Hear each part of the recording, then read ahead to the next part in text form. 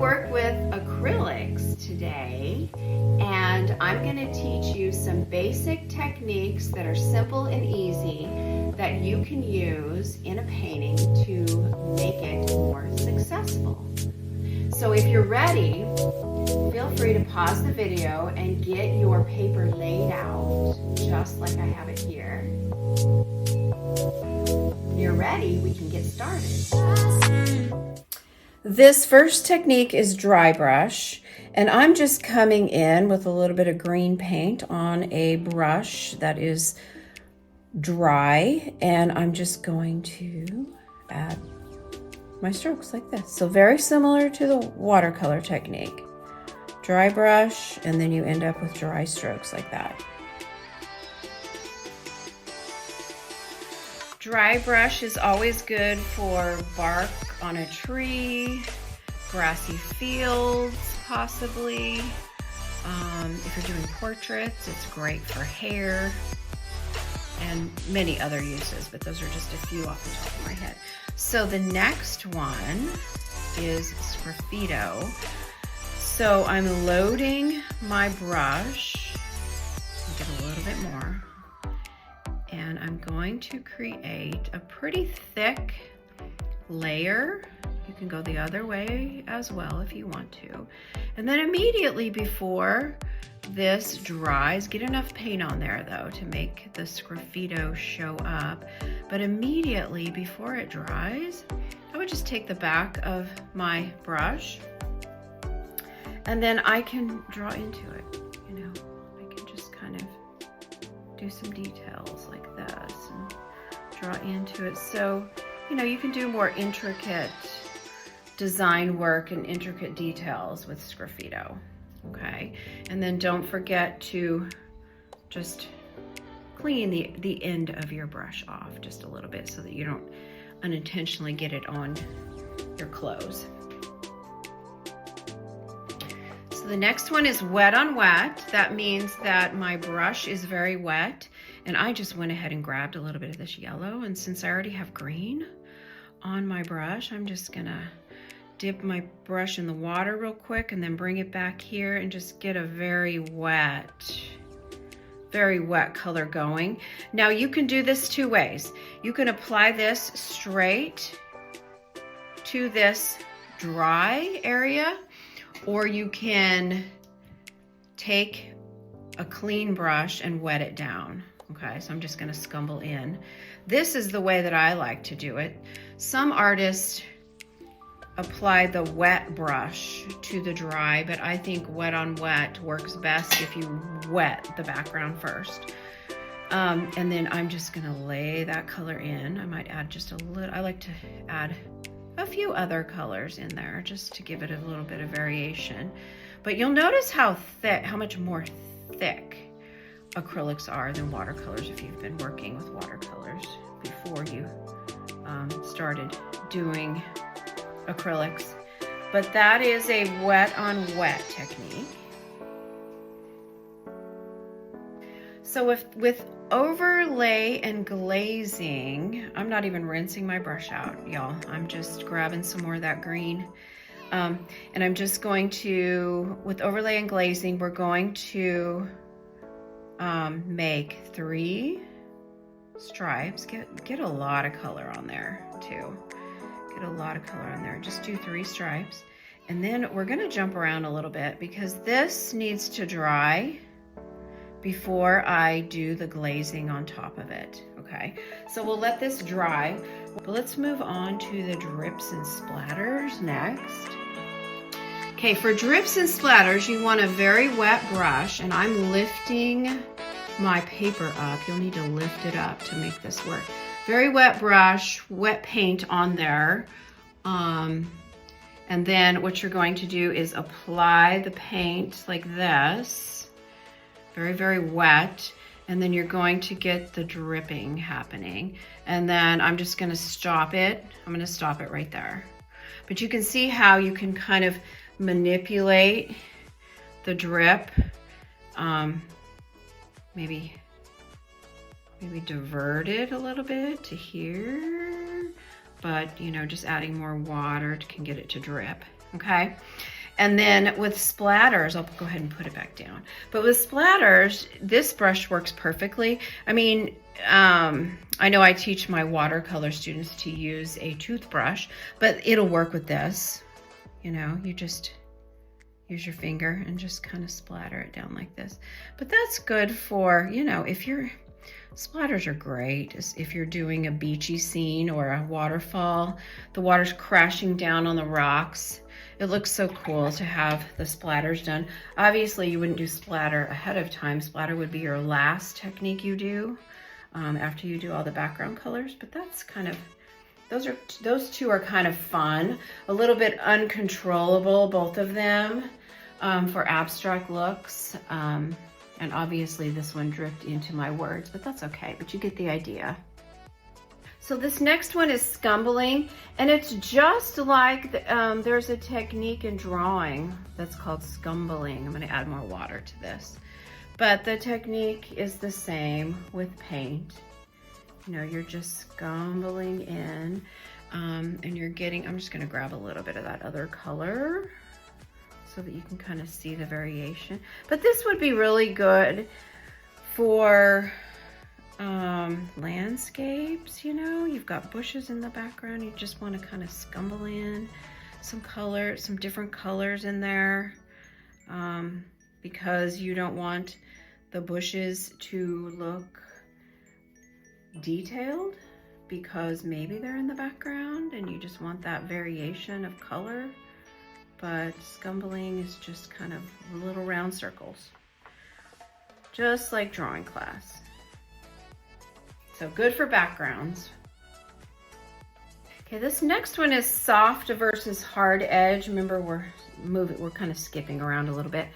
But a soft edge, you know, you're coming in, and then I'm gonna switch brushes. I'm gonna get like just a dry brush, you know, to kind of give it more of a soft edge here. Kind of like this. Kind of like a value, kind of like it kind of fades, you know. But the soft edge might be for like blurry backgrounds, you know. And then a hard edge would just be like this, just a hard edge. So just kind of knowing where in your painting you want to use those techniques is really good. Visually seeing it here, and then once you're ready to start painting, you can kind of have an idea of what areas would look best with this type of edge as opposed to that edge. Okay, the next one is called layered, and that is just coming in with color upon color, you know. So you've got your dark color here, and then what you want to do with layered is come in on top, just kind of let it dry for a little bit, and then you would want to come up on top with just a lighter color.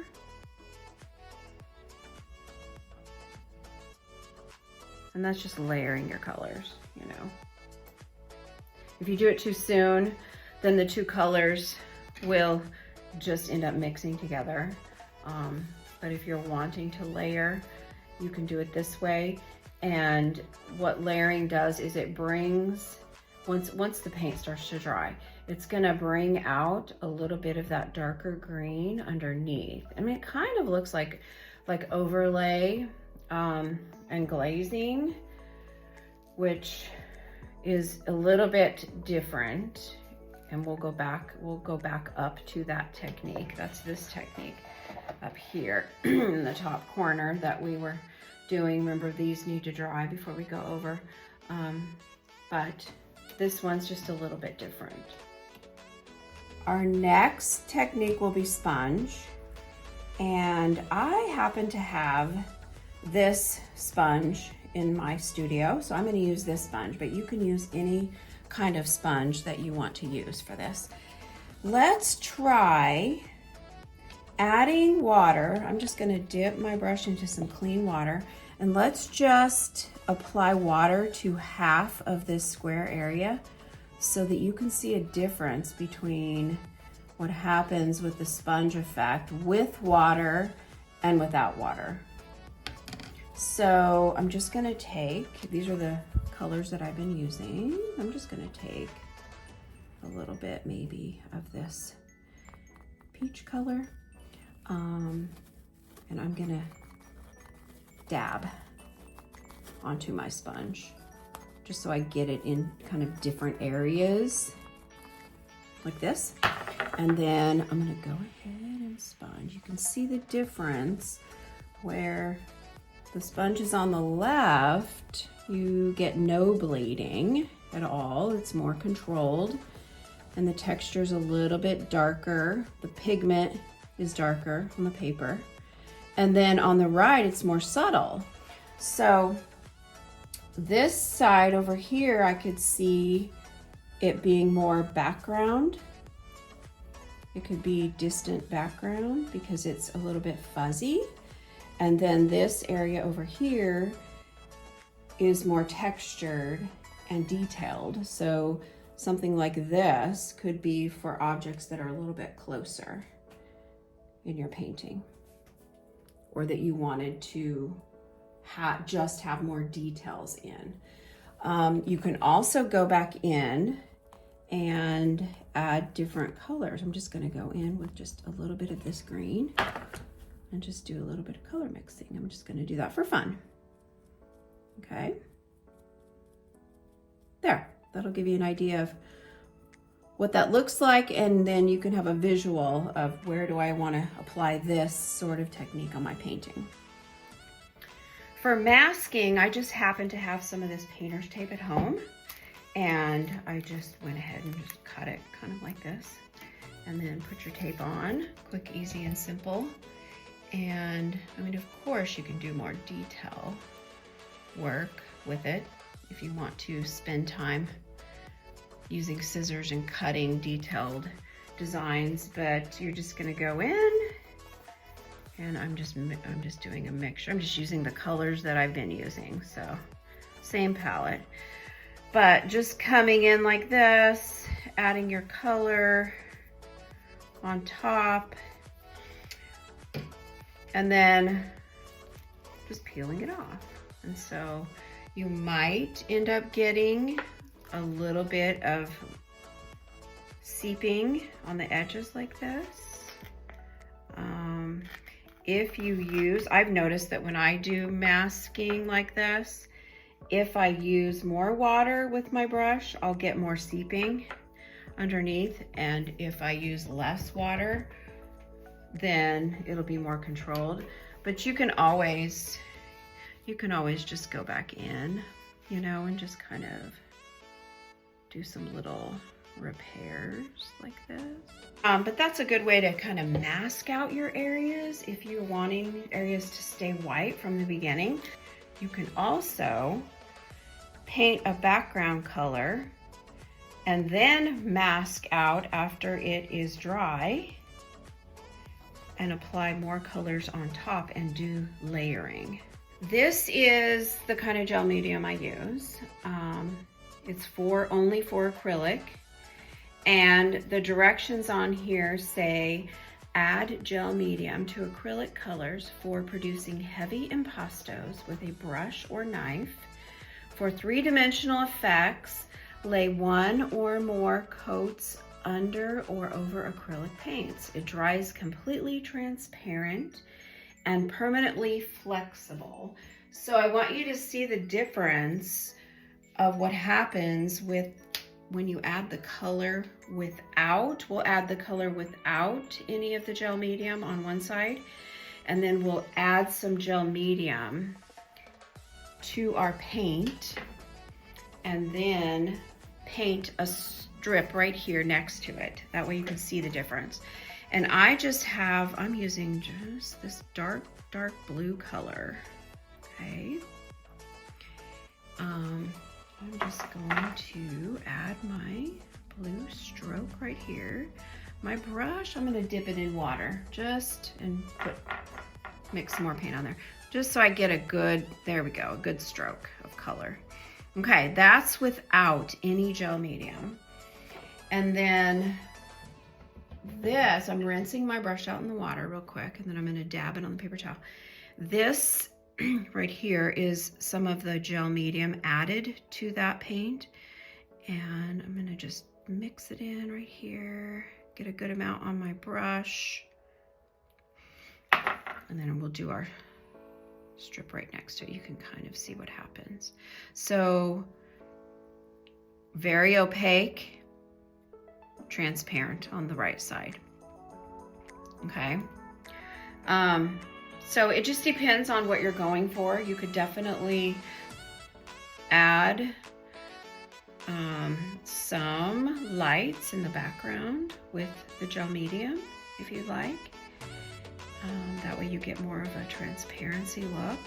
And then you can wait till it dries the next day and add straight paint pigment over the top of it, leaving some areas transparent with the gel medium. But there's a lot of different things you can do with this as you get a little bit more advanced in your painting. But this is what happens, is it just kind of takes that pigment out and gives it more of a transparency. More of a transparency. Modeling paste is the next technique that we're going to learn about. And this is just Studio Acrylics modeling paste, high density. So you can use this anytime you want to create really good texture in your painting, okay? So I'm just gonna grab a little bit of it out like this. You can use it straight if you want, and let's do two different techniques on this actually. I'm gonna put some on here like that, okay? And just kind of get it on there. And then with the rest of it, I'm going to add it right here. I'm gonna add it right here to my green paint, okay? And I'm just gonna mix it in with my green paint. And you're using a palette knife to do this, okay? Just a regular old palette knife or an old knife if you want. I've got an old knife really from my kitchen, to tell you the truth, and I just took it over. It's my studio art knife now, just because I needed one day, didn't have one, had one at school, didn't want to go to school and get it, and it ended up being my,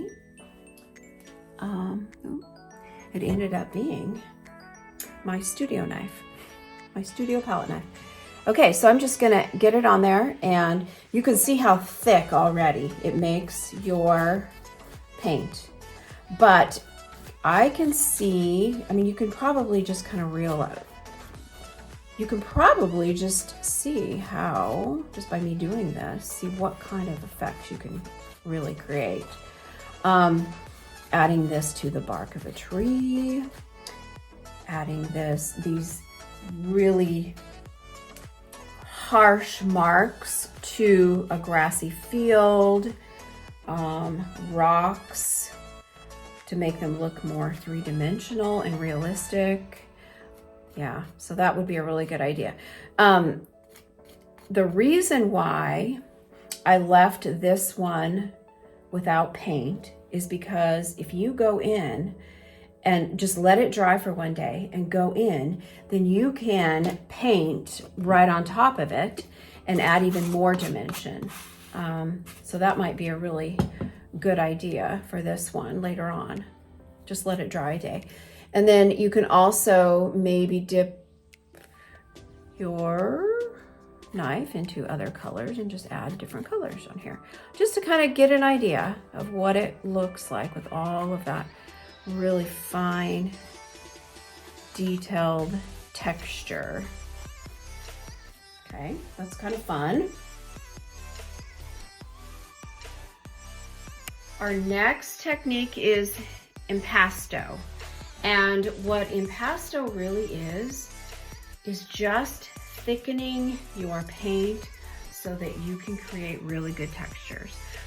some artists use modeling paste to add to their paint, and some artists use the gel medium that we used before.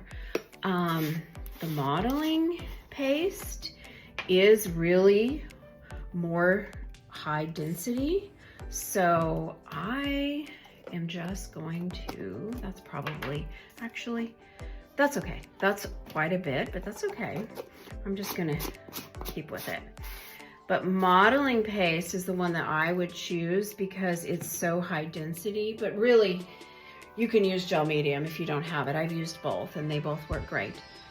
And the idea is to mix this modeling paste in with your paint. And so I've got this blue color here.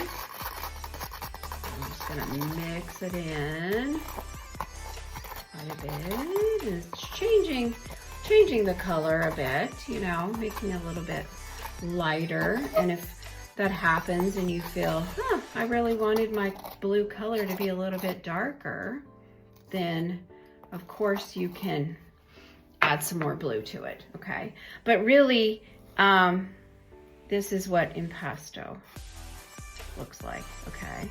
So it's thickening your paints, and I'm just gonna kind of layer it on here quite a bit, and then you're going in. I mean, it's very similar to that modeling paste one, but you're going in, and what you can do is leave it like that if you want to, and you can add texture to it like this, kind of like the modeling paste idea. You can spread it out kind of like butter if you want, and then you can create some other kind of textures in there. You can add more colors on top of it and do layers and layers and layers. So play around with it and kind of see how it works for you. But that's really what modeling paste is, for, you know, using the modeling paste for impasto. And impasto was that Michelangelo used on the Sistine Chapel, if you remember that, in our art history studies.